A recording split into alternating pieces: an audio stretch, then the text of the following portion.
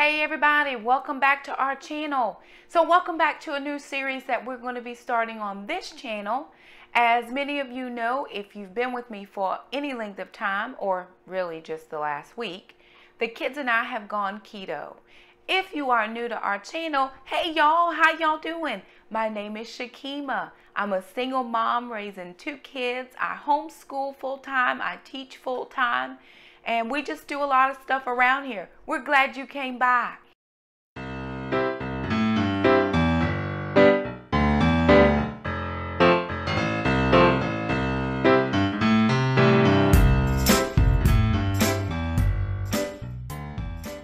So I'm going to be starting a new series on my channel called Cooking Keto with Kema.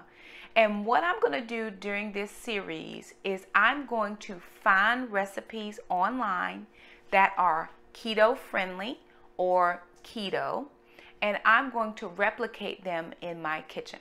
I have just started keto. I'm not quite a week into it, but the one thing I realize is that I will have to be cooking more meals. That's no problem for me because I love to cook in my kitchen and I love to bring you along with me. So what I'm going to be doing is sharing with you a couple of times a week a keto cook along where I'm going to bring you into the kitchen, show you all of the supplies as best as I can find them to match the video or the recipe that I have found, and as frugal as I can find them. I will also link that recipe in the description box so you can go over there and see how closely I followed their recipes. At this point in my keto journey, I am not into making up my own keto meals, but I'll get there. So until then, I'd like you to join me in my kitchen for Cooking Keto with Kema. So today I'm going to be making a recipe that I actually saw on Shelly's Home Life's channel. I love Shelly, and she and her husband have gone into the keto low carb lifestyle, and she's been sharing some amazing recipes on her channel. I recently found a recipe that she shared. It was Dijon Parmesan pork chops, and it actually was a recipe that came from 730 Sage Street, and I'm going to be sharing that recipe here in our kitchen. But not only am I going to be doing the pork chops, but I'm going to be meal prepping a little bit ahead, and we're going to do some Dijon Parmesan chicken tenderloins. So come along with me and the kids as we get our meal complete.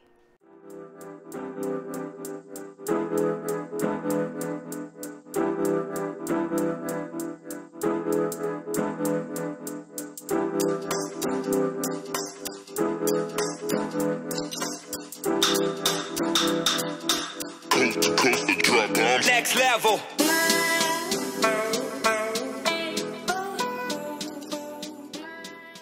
All right, you guys, so we pre-marinated our meat. So we've got that. We just pulled that out of the fridge. And again, I have chicken tenderloins, and then I also have the bone-in pork chops. So what we're going to do according to the recipe is now we just need 1.5 cups of grated Parmesan. It does call for freshly grated Parmesan, but I'm going to use this great value Parmesan that I found at Walmart. And I think I got this one from Food Line, and then this one also came from Walmart. So I'm going to mix these all together to give kind of a different texture. This is finely shredded. That one is just regularly shredded, and this is the powder kind or grated. So I'm going to get my Parmesan cheese into my bowl, and then we're going to spray our pans that are going in the oven.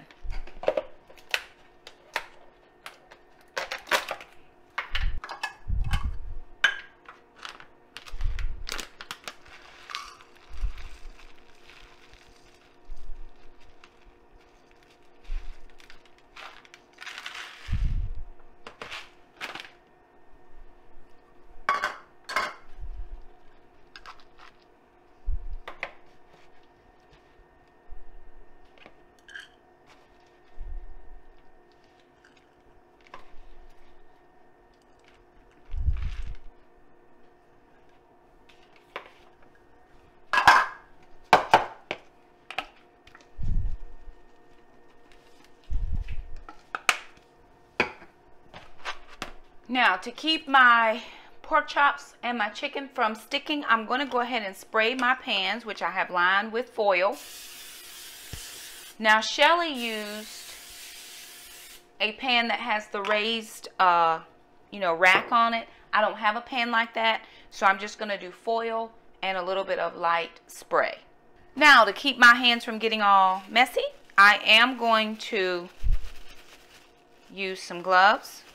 That's just personal preference, not according to the recipe. And the thing that I'm thinking about now, and you need to think about this as well, since we're prepping an extra meal, and it might already be 2 extra meals because of the amount of tenderloins that I'm using, I'm going to have to make this batter again. This is the batter for 1. But I'm prepping a second meal, so I may have to do another 1.5 cups. If you're just doing the pork chops like she did, then you're only going to need this amount. And I think I have about 4 really, really thick bone-in pork chops. So we're going to get this coated, and we'll bring you back and let you see what it looks like.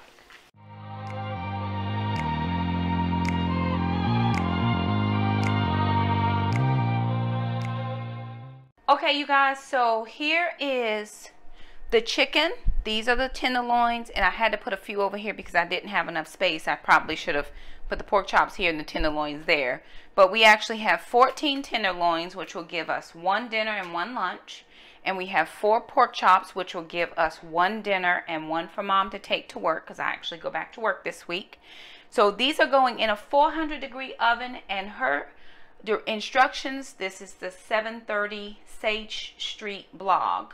The instructions say for about 20 odd minutes. Shelly ended up cooking hers for 35 minutes because hers were super thick.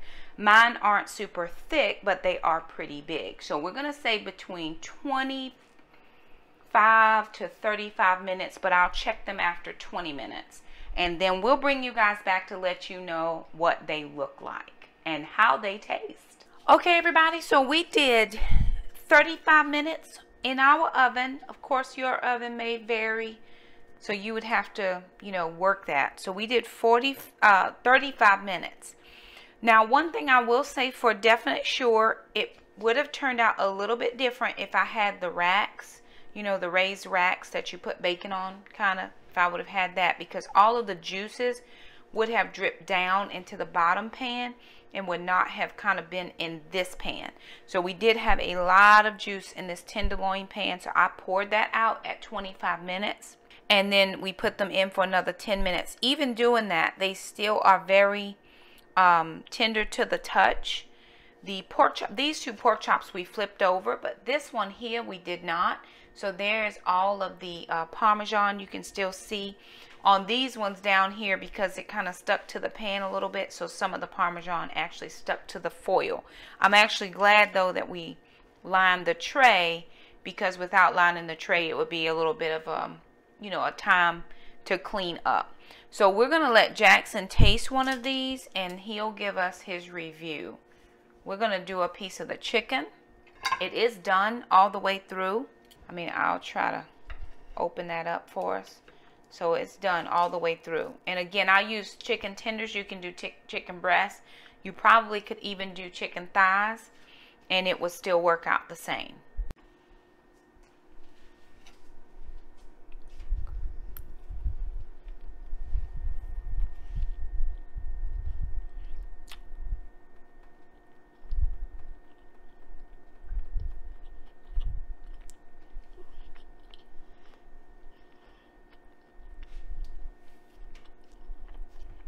So, it is very, very tender, so it might go around your mouth a little bit quick.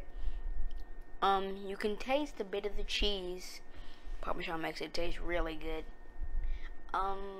For the Dijon mustard, I can't taste much of that, but it can still give it a type of juice, and that's my honest review.